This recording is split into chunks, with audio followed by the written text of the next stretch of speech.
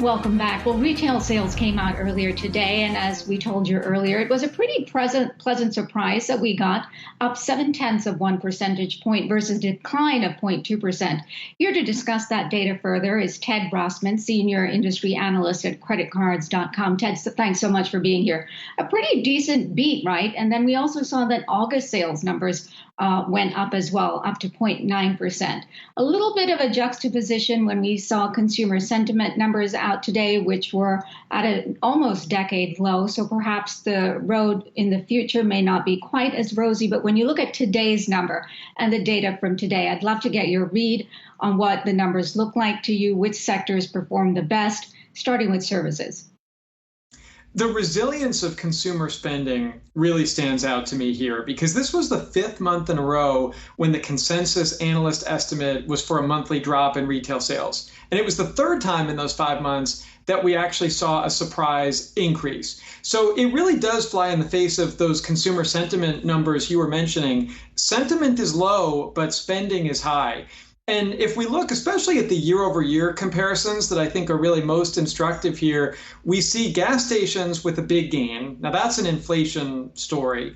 But we also see things like bars and restaurants. Their sales are up 30% year over year. That's a strong reopening play. Next would be clothing sales, up 22% year over year. I think that's a proxy for reopening. People are going back to the office. They're going back to social occasions. It's really surprising how strong goods sales have been throughout all this. You know, it really is surprising, Ted, because we've got all these supply chain issues, especially when it comes to big ticket items like furniture and appliances. People are waiting longer and longer, even after they've purchased these items. So I'm wondering, as the supply chain issues continue, and we're hearing from all the experts that they expect them to continue at least through the beginning of next year, when does that finally start to weigh on consumer sentiment and show up in the form of consumer spending?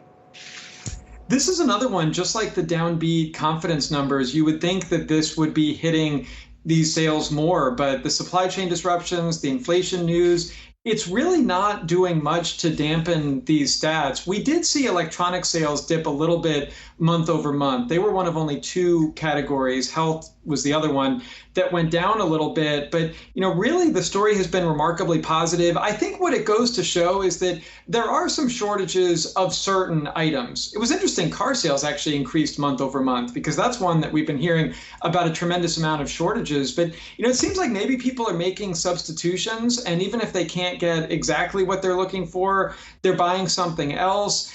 That's a trend that I think we'll see throughout the holidays. We know some things are in short supply, like video games, for example, certain toys, but I think people are ready to go. They've saved more, they've paid down debt.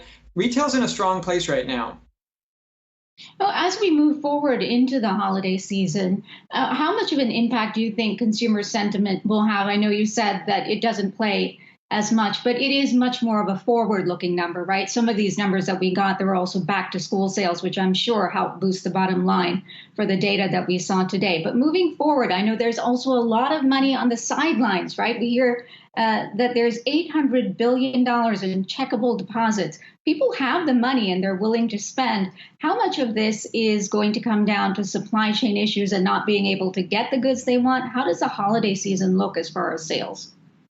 I think there's a good chance that excess savings and the pent-up demand for as normal of a holiday season as we can have, I think that's going to outweigh some of the potential negatives here, being the supply chain and inflation, namely. If we just look at the year-over-year comparison, this most recent read on September retail sales were up about 14% year over year. And that's a theme we've seen over the past 6 months. Even though sales have plateaued a bit month over month relative to March, the gains over last year remain quite strong. So we see holiday shopping forecasts from the likes of Deloitte and MasterCard, something like 7 to 9% above last year. I think they could be higher because even if we just tread water from here, we might be talking something like a 15% gain. All right, Ted Rossman at creditcards.com. We appreciate you being with us today.